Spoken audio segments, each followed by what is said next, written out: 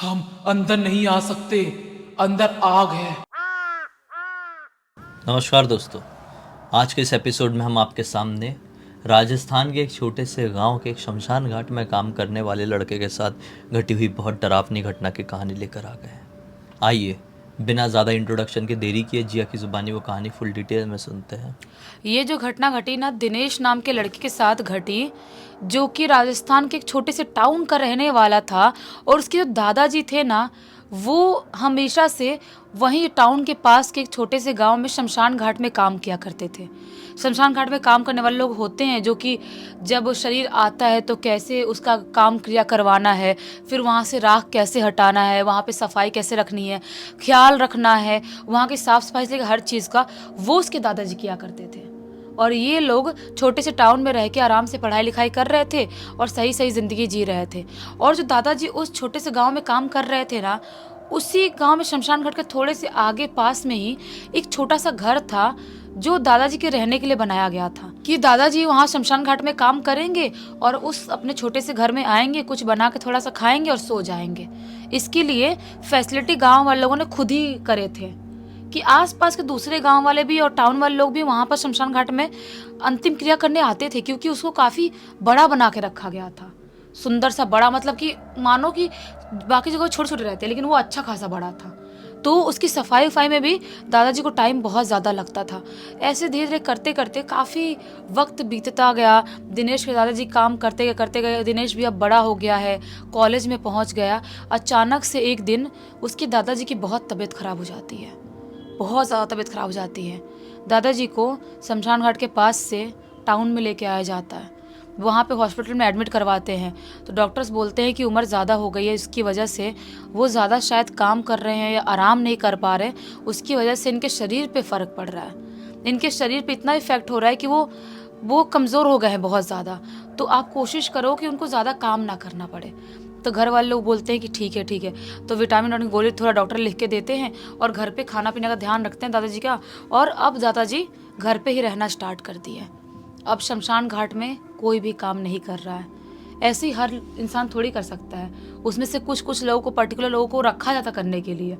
तब गांव के एक दो लोग आते हैं दादा से मिलने, जो लोग प्रमुख लोग थे, जो उनको वहाँ पे रखे थे, जो मेन लोग थे ऊपर के लोग, वो आते हैं उनसे बात करने। तो बोलते हैं कि अब मेरी उम्र हो गई है, अब मुझे नहीं लगता है कि मैं वहाँ पर काम कर पाऊँगा, सेवा दे पाऊँगा, मुझे अब नहीं लगता है। तो वो लोग बोलते ले किसी न किसी को तो रखना पड़ेगा, हम किसी और को ढूंढे, आपके घर से कोई आएगा?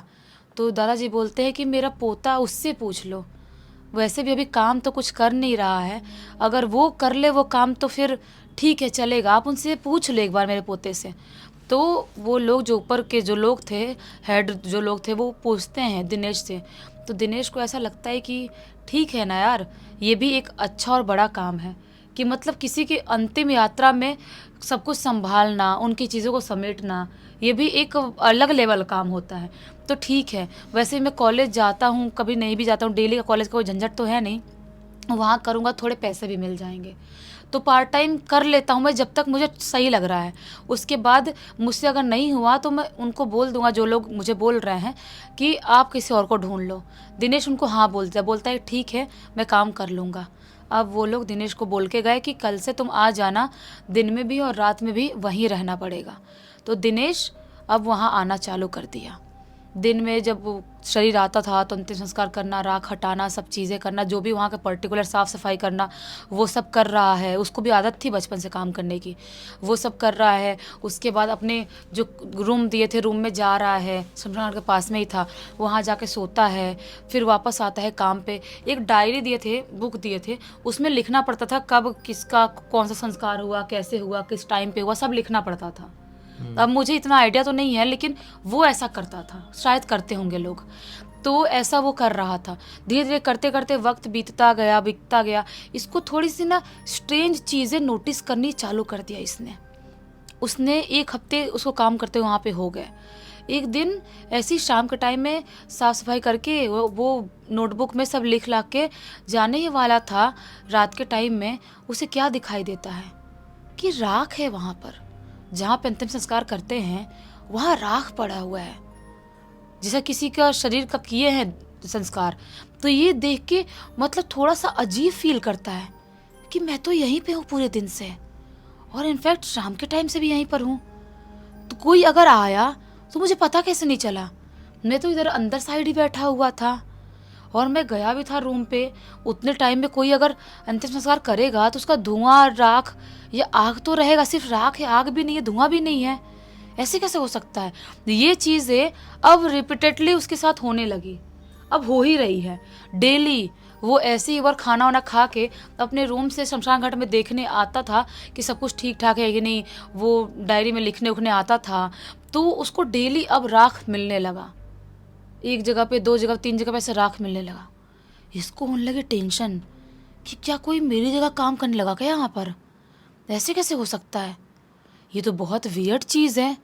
मैं अपने हेड लोगों से, ऊपर वालों से बात करता हूँ कि ये क्या हो रहा है मेरे साथ। वो उस दिन तो घर जाता है, दूसरे दिन सुबह सुबह, एड्रेस तो पता ही था उनको कहाँ रहते हैं, उनके पास जाता है और उनको बताता है कि कुछ दिनों से मैं ऐसा महसूस कर रहा हूँ कि कोई तो अंतिम संस्कार हो रहा है लेकिन मुझे दिखाई नहीं दे रहा है, मैं देख नहीं पा रहा हूँ कौन कर रहा है, मैं ज़्यादातर टाइम वहीं रहता हूँ, राख दिखाई देता है मुझे। लोग बोलते हैं कि नहीं बेटा, तुम्हारा वहम होगा, ऐसा थोड़ी हो सकता है। अगर कोई अंतिम संस्कार करेगा तो गांव के लोगों को भी तो पता चलेगा, जो आसपास के आते जाते लोग हैं, धुआं तो उठेगा, धुआं तो रहेगा। तुमको धुआं भी नहीं दिखाई दे रहा, तुम बोल रहे हो सिर्फ राख दिखाई दे रहा है। ऐसा तो नहीं हो सकता। तुम शायद ज़्यादा सो नहीं पा रहे होगे, तुम्हारा वहम हो गया होगा। तुम खाओ पियो, सोने वोने में ध्यान दो, और जब काम आता तो काम किया करो। दिनेश बोलता है कि ठीक है। उसको बहुत अजीब लग रहा था। वो घर जाता है, घर जाके वापस से सेम रूटीन के लिए लगभग रात के 10 बजे करीब वो सोचता है एक बार शमशान घाट के अंदर राउंड मार के तो आता हूँ। वो डरता नहीं था, किसी भी चीज़ से नहीं डरता था। उसके दादाजी ने हमेशा उसको समझा के रखे थे, बेटा देखो ये शरीर ऐसा है कि एक बार इंसान आया है तो उसको जाना ही है, और जाने वाले इंसान एक बार शरीर खत्म हो गया तो किस चीज़ से डरना। ऐसा उसको दादा ने समझा के रखे थे। वो किसी भूत प्रेत या किसी चीज़ से डरता भी नहीं था। वो बहुत निडर टाइप का लड़का था, तभी तो इतने भारी भारी काम कर रहा है। वो 10 बजे करीब शमशान घाट के अंदर पहुंचता है। जो शेड था वहाँ पे वो खड़ा हुआ है, और फिर से वो नोटिस करता है कि अभी भी राख दिखाई दे रहा है 2 जगह। वो देख के शॉक, उसको ऐसा लगता है कि मुझे यहाँ रात भर रुक के इसका माजरा समझना पड़ेगा कि ये हो कब रहा है। मैं सिर्फ खाना खाने ही गया था घर पे, और उतने टाइम में मैं शाम तक यहीं था, खाना खाने गया तो उतने टाइम में कैसे हो गया? वो वहीं पर रुका हुआ है, तभी अचानक से ज़ोर ज़ोर से बिजली कड़कने लगती है और बहुत ही तेज़ तेज़ बारिश होने लगती है। ये मौसम बारिश वाला नहीं है, फिर भी बहुत ही ज़्यादा तेज़ तेज़ बारिश होने लगती है। ये बारिश देख के शौक, ऐसा कैसे हो सकता है? अब तो यहाँ पर ये शेड में कितने टाइम तक रुकूंगा? पानी वानी अंदर आएगा, बहुत तेज़ बारिश हो रही है, बौछार अंदर आएगा पूरा। वो डरा हुआ है कि अब मैं क्या करूँ, घर कैसे जाऊँ, भीग जाऊँगा, तबीयत ख़राब हो जाएगी। वो अंदर शेड में भी खड़ा ही है कि अचानक से उसे आवाज़ सुनाई देती है, कोई बहुत स्पीड में भाग रहा है, नंगे पैरों से छप छप छप छप करके आवाज़ आ रही है। पानी से कोई भाग रहा है, जा रहा है, आ रहा है, जा रहा है, बस कोई दिखाई नहीं दे रहा है। शमशान घाट के अंदर कोई बहुत स्पीड में भाग रहा है, आ रहा है, जा रहा है। वो वापस ऐसे चौकन्ना हो जाता है और चारों तरफ देखने की कोशिश करता है। कोई तो भाग रहा है, कदमों की आवाज़ बहुत तेज़ है, बहुत सारे लोग एक साथ भी भाग रहे हैं, कुछ रोने की भी हल्की फुल्की आवाज़ सुनाई दे रही है, लेकिन कोई दिखाई नहीं दे रहा है। अब उसकी धड़कन पहली बार बढ़ती है। पहली बार उसे शमशान घाट से डर लगता है। हमारे जैसे लोग तो नॉर्मली डरते ही हैं, लेकिन उसको पहली बार डर लगता है। वो वहाँ पे शेड के अंदर ये भूत बना खड़ा हुआ है। उसको समझ में नहीं आ रहा है कि मैं ऐसी हालत में यहाँ से भागूं कि नहीं भागूं, क्या करूं।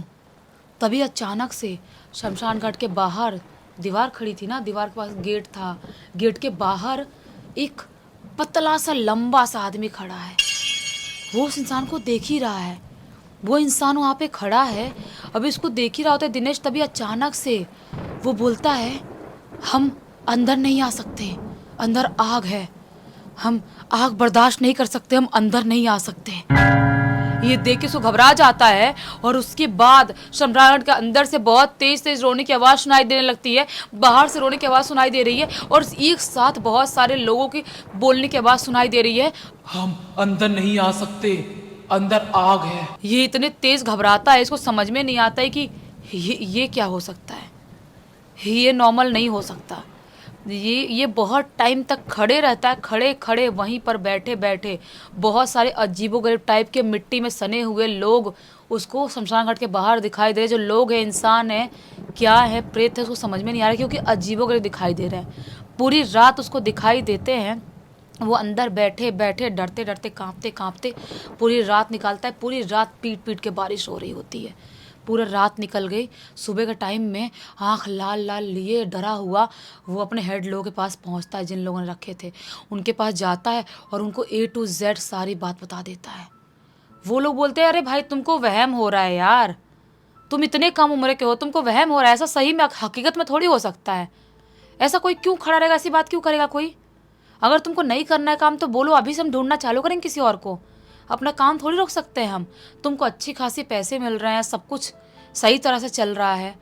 इसको लगता है कि ये नहीं सुनेंगे, इन लोगों के सामने बोलना बहुत व्यर्थ ही है, ये नहीं सुनेंगे। वो वहाँ से उठता है और उस गांव के अंदर जाता है। रात भर सोया नहीं था, डरा हुआ था। गांव के अंदर जाता है और एक दो बुजुर्गों को पकड़ता है जो ऐसे पेड़ के नीचे बैठ कर टाइम पास कर रहे थे। बोलता है कि काका आप सही सही बताना, मैं आपसे कुछ पूछने जा रहा हूँ। मेरी ज़िंदगी और मौत का सवाल है। अगर मैं वहाँ रहा तो शायद मैं ज़िंदा भी नहीं बचूंगा। आप बिल्कुल सही सही बताना, बिना घुमाए फिराए। काका लोग बोलते, क्या हो गया बेटा, तू तो इतने कम उम्र का ऐसी मृत्यु की बात क्यों कर रहा है तू? तो बोलता है कि काका, ये जो शमशान घाट है जहाँ सबकी अंतिम संस्कार की जाती है, आपको क्या लगता है वो सही है कि भूतिया है? काका बोलते कि शमशान घाट तो भूतिया कैसे बोले, वहाँ पे तो बहुत लोग के अंतिम संस्कार की जाती है, तो उसको कैसे बोल सकते हैं? इसने फिर जाके काका लोग को सारी बात बताया कि मैंने रात में ऐसा ऐसा महसूस किया, कुछ लोग बाहर खड़े थे और ऐसी ऐसी बात कर रहे थे। उसमें से एक काका बोलते, अरे बेटा तुमको तो वो दिखाई दे रहे हैं। ये बोलता है, कौन काका, कौन? काका बोलते हैं कि बेटा वही लोग जिनको कुछ साल पहले वहीं पर शमशान घाट के गेट के बाहर ही वो किया गया था, मिट्टी दिया गया था। ये बोलते कौन से लोग काका? वो मिट्टी में सने हुए थे। हाँ हाँ, बहुत मिट्टी में सने हुए थे और वो अजीब से पतले से दिखाई दे रहे थे, अजीबोगरीब थे। काका बोलते हैं आज से कुछ साल पहले की बात है, जब ये शमशान घाट भी नहीं बना था। ये पूरा एक मैदान था, ग्राउंड था, यहाँ पे खेत वेत हुआ करता था।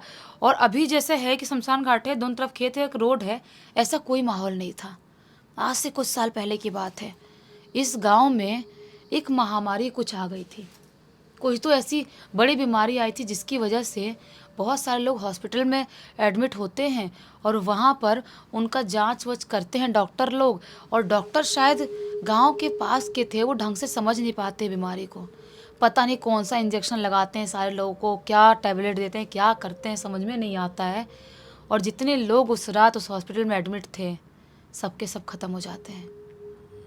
और डॉक्टर अपनी झूठ छुपाने के लिए क्या करते हैं कि वहीं पास में ही जो शमशान घाट के बाहर वाला एरिया, वहीं पर मिट्टी बहुत ज़्यादा खुदवाते हैं, गड्ढा करवाते हैं और सबको उसी में डाल देते हैं और मिट्टी दे देते हैं। बहुत ज़्यादा उनके घर वाले ढूंढने की कोशिश, सब लोग ढूंढने की कोशिश करते हैं, किसी को समझ में नहीं आता है। तो पुलिस वालों को बुलाया जाता है, उस हॉस्पिटल वालों के बारे में बोलते हैं, तो पुलिस के सामने हॉस्पिटल वालों को गलना पड़ता है कि हमने ऐसा ऐसा कर दिए थे। पुलिस वाले तो हॉस्पिटल वालों को लेके जाते हैं, लेकिन वो लोग अभी भी तड़प रहे हैं जो उस मिट्टी के अंदर है। वो शमशान घाट के अंदर नहीं जा सकते क्योंकि वहाँ पे आग होता है, वहाँ पे लोग का अंतिम संस्कार किया जाता है। लेकिन बेटा अगर तुम सही में सही से ज़िंदा रहना चाहते हो तो वहाँ काम करना छोड़ दो, वहाँ मत करो, तुम कम उम्र के हो। हम बूढ़े जैसे लोग करे भी तो कुछ फ़र्क नहीं पड़ता है, तुम छोड़ दो। ये बोलता है ठीक है काका, बहुत बहुत धन्यवाद, आपने बता दिए मुझे। लेकिन अपने घर वालों से, ऊपर वालों से बात करने की कोशिश करता है दिनेश, कोई बात नहीं सुनता है। बोलते हैं सब तेरा वहम होगा, ऐसा नहीं हो सकता, हमने तो नहीं सुना ऐसी बात। वहाँ पे काम करता रहा और डेली वो डायरी में लिखता था कि आज इतनी जगह राख मिली, आज मुझे यहाँ पर ऐसे दिखाई दिए। और आखिरी दिन वो लिखता है आज मुझे वो सब शमशान घाट के अंदर दिखाई दिए। बस उसने आखिरी ये चीज़ लिखा था उस डायरी में। सुबह सुबह उसका मृत शरीर मिलता है शमशान घाट के अंदर ही। अब पूरे गांव के लोग, उसे घर वाले लोग सब परेशान कि ऐसे कैसे हो गया, क्या हो गया। उसको लेके जाया था हॉस्पिटल में, वो ख़त्म हो चुका था और पता नहीं चलता है किसी को कि ख़त्म कैसे हुआ। वो ख़त्म हो गया। सबको पता ऐसे चलता है कि गांव के लोग बताते हैं कि हमसे वो ऐसे ऐसे बताने आए थे 1-2 दिन पहले और वो डायरी में लिखा था कि ऐसे ऐसे सब चीज़ें हो रही हैं। तो पढ़ के लोगों को ऐसे पता चलता है कि दिनेश के साथ उन लोगों ने कांड कर दिए जिनके साथ कांड किसी और ने किया था। और इस घटना की जानकारी किसके थ्रू मिली? इस पूरी पूरी घटना की जानकारी वो जिस गांव में शमशान घाट है ना, उसी गांव का एक लड़का अर्जुन ने लिख के भेजा है। चलो अच्छा, वो एक बहुत अच्छी सीख मिल गई और थोड़ा मनोरंजन भी। इसी के नोट के साथ अब कहानी का अंत कर देते हैं। अब तक इस वीडियो को देख लेते तो लाइक ज़रूर कर देना, चैनल को सब्सक्राइब करके बेल आइकन दबा के ऑल के ऑप्शन में क्लिक करना, और इंस्टाग्राम की लिंक वीडियो के डिस्क्रिप्शन बॉक्स में मिल जाएगी। आपके पास भी ऐसी कोई कहानी, टॉपिक या जानकारी हो तो लिख भेजना। हो सकता है हमारा अगला वीडियो कल आपके हिसाब से ही बन रहा हो। तो चलिए कल फिर से मिलते हैं, तब तक के लिए बहुत बहुत धन्यवाद। आपका दिन शुभ हो।